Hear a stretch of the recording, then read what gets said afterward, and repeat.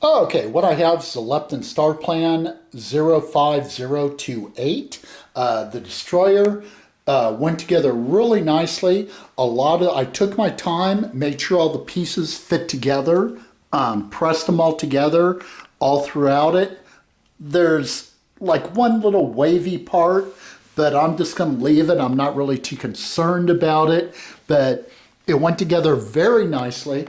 The overall length is 49 inches, and compared to the Rebel Blockade Runner, I mean, you can see the difference in length. I mean, this thing is long. It's 4 feet 1 inches long. Went together very nicely. The only piece I do figures last. The only piece was this guy right there, that little angle piece. It was mixed in with the figures. But other than that, hey, you know what? I have no problem with Lepton.